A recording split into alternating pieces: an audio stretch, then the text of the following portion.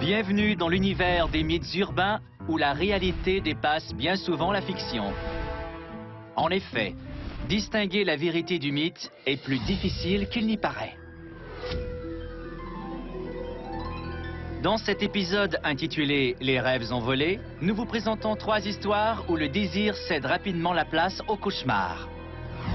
Dans la première, Tasmida Haniyef tombe entre les griffes d'un prédateur qui veut lui prendre un bien plus précieux que l'argent. Dans la deuxième, des vacances de rêve en Irlande se soldent par une gueule de bois qui dépasse l'entendement. Et dans la troisième histoire, une famille fortunée rêve de prolonger sa dynastie pendant des générations, mais le destin en décide autrement. Regardez attentivement les 3 histoires suivantes. Saurez-vous discerner le vrai du faux? Le mystère vous sera dévoilé à la fin de l'émission. Notre première histoire s'intitule « Femmes enceintes à haut risque ». Tasmida Haniyef est une jeune femme comme les autres. Elle aime se faire dorloter. Il est difficile de croire qu'elle a déjà été l'héroïne d'une des plus horribles mésaventures de toute l'histoire de l'Afrique du Sud. Par moments, je me dis, non, c'est impossible, pas moi. En l'an 2000, Tasmida, alors âgée de 16 ans, est enceinte de 7 mois et demi jusqu'à ce qu'elle rencontre une femme qui changera le cours de sa vie. Elle m'a dit qu'elle s'appelait Lazarine, qu'elle venait d'arriver en ville et qu'elle n'y connaissait personne. Lazarine est enceinte elle aussi, et les 2 jeunes femmes sympathisent. Une semaine plus tard, elles se donnent rendez-vous chez Tasmida pour y passer l'après-midi. Ma grossesse l'intéressait énormément, ce que j'ai trouvé un peu étrange. Mais quand je lui posais des questions sur sa vie, elle parlait d'autre chose. Tasmida s'enquiert à nouveau de la grossesse de Lazarine, mais sa nouvelle amie n'a plus envie de discuter. Elle suggère une sortie au centre commercial. Tasmida répond qu'elle devra d'abord en aviser son père. Il m'a dit, Taz, tu ne connais pas cette femme et de toute façon, tu ne devrais pas trop te promener. Tu es enceinte de 7 mois et demi, c'est trop risqué. Je lui ai répondu, papa, je m'ennuie. Tous mes amis sont à l'école et le centre-ville n'est pas loin. S'il te plaît, laisse-moi y aller. Son père lui donne enfin la permission et les jeunes filles quittent la maison. En cours de route, Lazarine annonce qu'elle devra passer chez elle pour récupérer sa carte bancaire. Ce petit détour n'inquiète nullement Tasmida.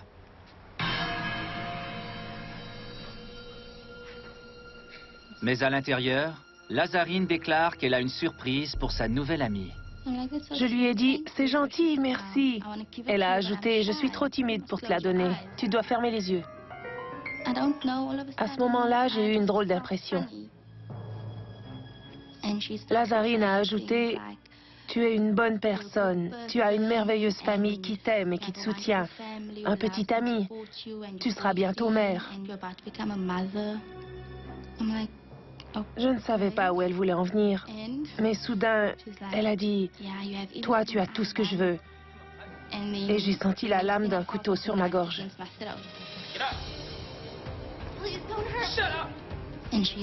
Elle m'a dit que si je criais, elle me ferait du mal. Je l'ai suppliée de prendre tout ce qu'elle voulait, mais de ne pas me faire de mal. Mais Lazarine n'est pas une voleuse ordinaire. Et son but est vraiment cauchemardesque. J'avais peur. J'étais en état de choc parce que je ne comprenais rien à toute cette histoire. Quand elle s'est mise à me découper le ventre, j'ai compris qu'elle voulait une seule chose de moi. Incroyablement, Lazarine n'est pas enceinte. Elle a subi une fausse couche, mais elle a peur que son petit ami l'abandonne dès qu'il apprendra la nouvelle. Elle s'est donc fabriqué un faux ventre avec du rembourrage, avant de songer à une ultime, épouvantable solution, faire passer le bébé de Tasmida pour le sien. Elle l'a sorti de mon ventre, mais je n'ai rien entendu. Et je me suis dit, pourquoi mon bébé ne pleure-t-il pas? Seigneur, dites-moi qu'il n'est rien arrivé au bébé. Et puis je l'ai entendu pleurer et j'ai remercié Dieu de l'avoir sauvé. Contre toute attente, la mère et le bébé sont tous 2 vivants. Elle m'a dit qu'elle allait m'emmener chez ma mère. Je me suis dit non, elle ment. Elle va me laisser mourir dans un coin perdu. Malgré ses horribles blessures, Tasmida parvient à suivre Lazarine hors de la maison. Au moment de traverser la route, elle s'est mise à courir. Elle m'a laissé derrière et j'ai dû courir pour la rattraper. Le cauchemar n'est pas fini. Lazarine l'attaque une seconde fois. J'étais couchée sur le sol et je sentais que j'allais mourir.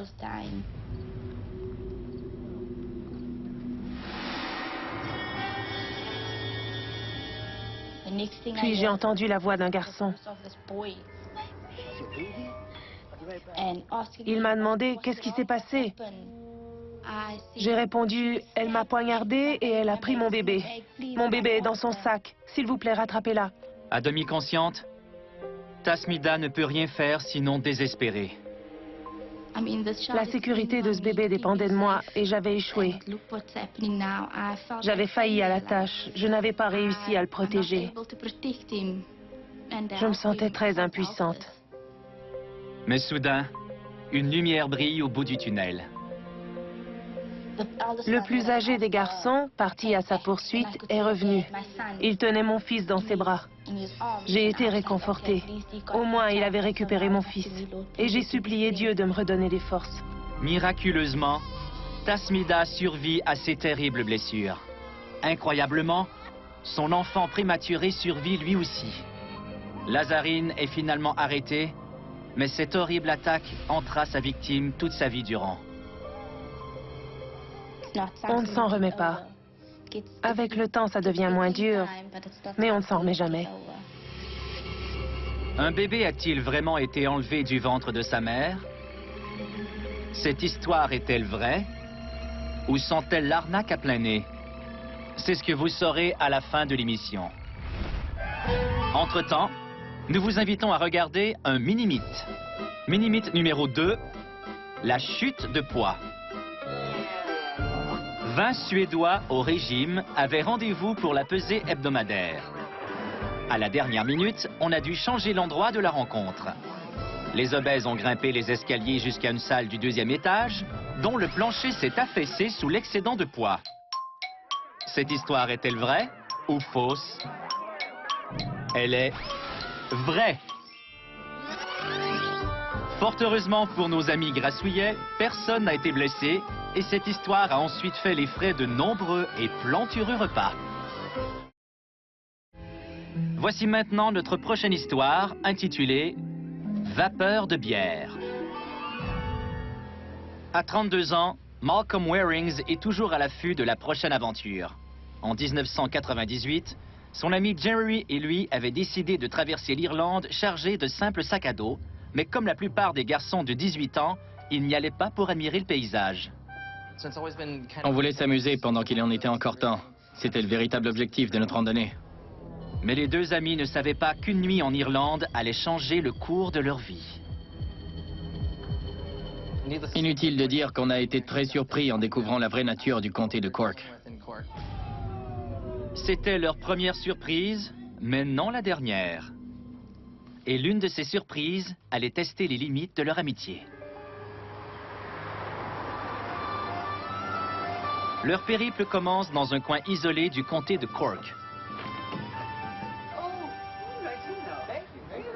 La propriétaire de l'auberge veut qu'ils admirent ses poupées et ses centres de table crochetés, mais les deux jeunes fêtards ont d'autres priorités.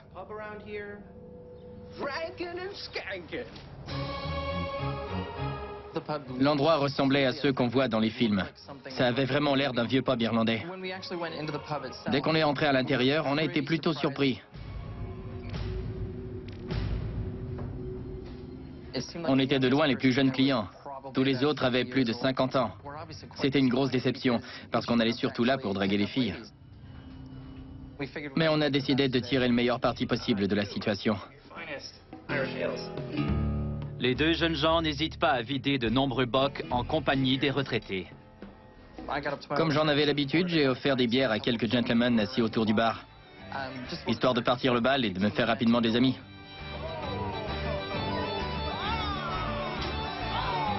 4 heures plus tard, les retraités tiennent toujours debout, contrairement à nos deux amis. Jeremy et moi, on avait dû boire l'équivalent de notre poids en bière, et je commençais à trouver la serveuse plutôt attirante. À ce moment-là, on a décidé qu'il vaudrait mieux rentrer. Je ne peux pas vous dire comment on a retrouvé notre chemin. Je sais qu'on se soutenait l'un l'autre en titubant et qu'on cherchait l'endroit où on devait dormir cette nuit-là.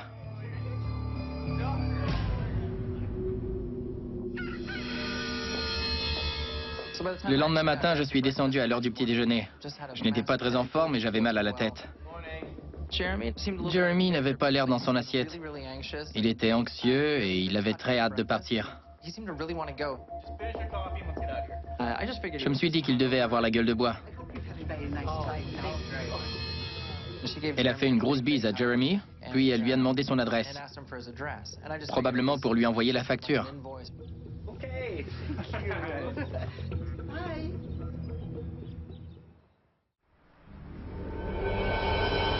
5 ans plus tard, le voyage en Irlande n'est plus qu'un lointain souvenir et les deux amis se sont perdus de vue. Notre travail nous a éloignés l'un de l'autre. C'était difficile de garder le contact. Mais un jour, Malcolm reçoit une livraison spéciale qui le fait réagir. J'ai décidé de communiquer avec Jeremy pour qu'on discute ensemble de la situation. On a parlé de tout et de rien. Jusqu'à ce que Malcolm cause une véritable commotion. Je lui ai dit en passant, j'ai reçu une lettre du gîte de Cork. Je viens d'hériter d'1 million de dollars.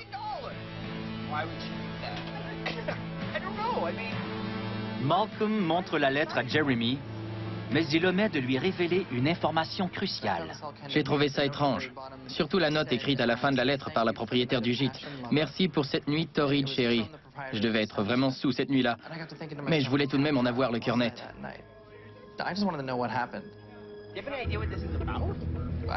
Je n'avais jamais vu un type aussi vert.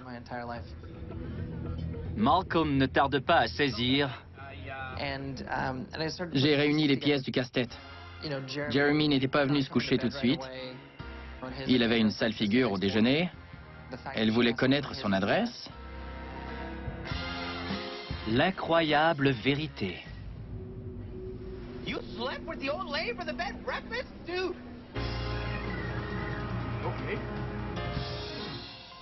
Mais si Jeremy a couché avec la vieille dame, pourquoi est-ce Malcolm qui a hérité de son argent? J'ai compris qu'il avait dû lui refiler mon adresse. Jeremy était si embarrassé d'avoir couché avec une grand-mère qu'en la quittant, il lui a laissé l'adresse de Malcolm. C'est un jour sombre pour lui. Il a fait tout le travail sans rien obtenir en échange. J'étais l'héritier légitime. J'aurais pu tout garder et disparaître sous les tropiques. Malcolm décide que son copain a suffisamment souffert et ils se partagent le million. En fait, on avait partagé cette expérience. Certes, la mienne avait été moins inconfortable que la sienne, mais la lettre m'était adressée et l'héritage était en mon nom.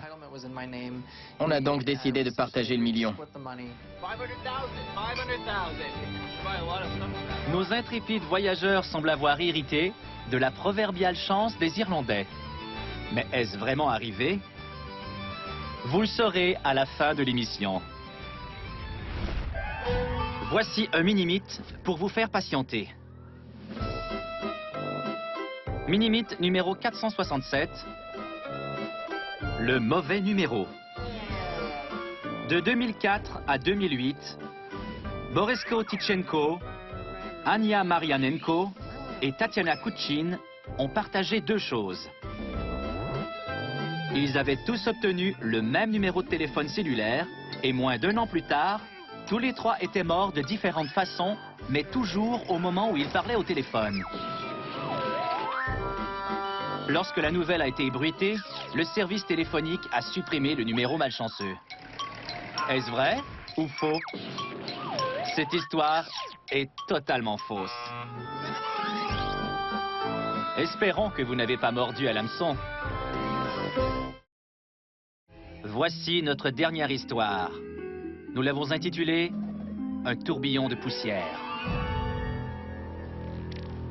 L'ancien ambulancier Jerry Gray n'est pas du genre à laisser quiconque troubler son chi. Pourtant, il a vécu un drame qu'il ne risque pas d'oublier. Cette histoire-là, c'était une première dans ma vie. Voici l'histoire tragique de résidents bien connus au sud du Colorado, la famille Ford. Ils étaient respectés dans la communauté, ils avaient du succès en affaires. Les Ford étaient toujours les premiers à offrir leur aide aux gens dans le besoin.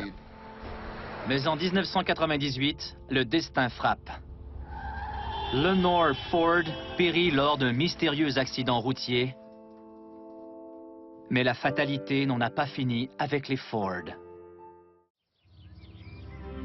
Un mois plus tard, Jerry Gray reçoit un appel. Mon téléavertisseur m'a appris qu'un avion s'était écrasé au club Pear Lakes et je suis parti du nord de la ville pour m'y rendre. Jerry ne le sait pas encore, mais la véritable cause de l'écrasement étonnera la ville entière. En arrivant sur les lieux de l'accident, les ambulanciers sont stupéfiés. Tous les hommes du clan Ford ont perdu la vie. Perdre tous ces hommes en même temps, c'est une vraie tragédie pour une famille. En l'espace de 5 semaines, la famille Ford a été pratiquement décimée. Mais l'accident lui-même est inexplicable. Pourquoi l'avion s'est-il écrasé? Un rapport officiel indique qu'on a vu l'avion arriver à basse altitude et faire un premier cercle autour de la zone. Il voulait répéter la manœuvre, mais pendant qu'il virait sur l'aile, des témoins affirment qu'un nuage est passé derrière l'appareil. Quelques instants plus tard, il s'est mis en vrille, a exécuté plusieurs tonneaux et a heurté les arbres. Ces rapports de témoins suggèrent une explication plausible. On a trouvé de gros grains de poudre de couleur bronze dispersés partout à l'intérieur de la cabine. Certains des sauveteurs croyaient qu'ils provenaient du système d'extinction d'incendie. Un système d'extinction d'incendie utilisé trop tard? C'est ce que tous les intervenants croient, du moins au début. Ensuite, on a appris qu'il n'y avait pas de système d'extinction d'incendie dans l'avion et que les moteurs n'avaient pas flanché. La cause de l'écrasement demeure un mystère. Et une autre question se pose. Pourquoi les 4 frères Ford se trouvaient-ils à bord en même temps? La réponse dépasse l'entendement. La famille avait fait incinérer Madame Ford et le but du vol était de répandre ses cendres au-dessus du domaine familial. Visiblement, cet hommage sincère comportait des dangers que les frères Ford ignoraient. Lenore Ford s'y serait violemment opposée. Elle n'aurait jamais voulu qu'il prenne un tel risque. Le chalet des Ford, où Lenore avait passé tant d'étés heureux, est à 30 minutes de vol de Center.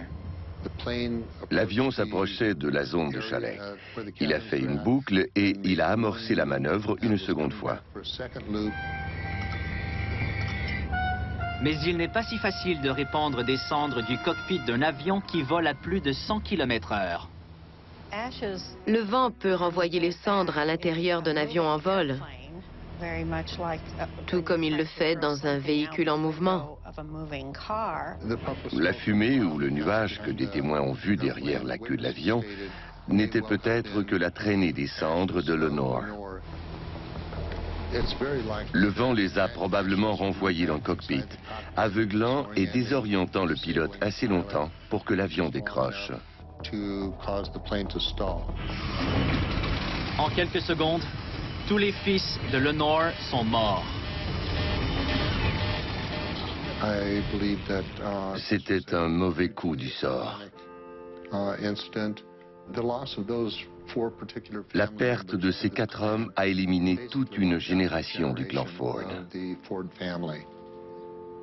En voulant rendre un dernier hommage à leur mère, tous ses fils ont perdu la vie. Mais est-ce une histoire vraie? Ou est-ce seulement de la poudre aux yeux? Le moment est venu de vous dévoiler la vérité au sujet de nos trois récits tirés par les cheveux. Commençons par l'histoire de la femme enceinte tombée dans les griffes d'une voleuse d'enfants complètement timbrée. Est-ce vrai ou faux? Bonjour, je m'appelle Tasmida Hanief. Et voici mon fils Tariq. Mon histoire est vraie. L'enlèvement par césarienne a tout d'une légende urbaine, mais il existe dans toute son horreur, et il est souvent fatal. Par miracle, la mère et l'enfant ont tous deux survécu. La voleuse d'enfants a été arrêtée, mais déclarée inapte à subir un procès. Vient ensuite le récit de nos compagnons de beuverie, Jeremy et Malcolm, qui ont hérité d'1 million de dollars parce que l'un d'eux avait passé des moments inoubliables dans le lit d'une retraitée. Mais est-ce vraiment arrivé? Hériter d'1 million de dollars, c'était un de mes rêves. Toujours inexaucé, parce que c'est faux. Ce mythe existe depuis toujours, probablement parce qu'on aime croire que l'ivrognerie peut rapporter quelque chose. En fait, elle rapporte une épouvantable gueule de bois. Il ne reste plus que l'histoire des frères Ford, fauchés en plein vol par les cendres de leur mère. D'après vous, elle est vraie ou fausse? Je m'appelle Jerry Gray, je suis le coroner du comté de Hinsdale au Colorado, et cette histoire est vraie. Tragiquement, l'écrasement de 1998 a décimé une génération d'hommes de la famille Ford. Cette histoire est vraie. Elle a même poussé Bonnie Harden à fabriquer un mécanisme qui permettrait aux endeuillés de répandre les cendres de leurs proches depuis un avion sans mettre leur propre vie en danger.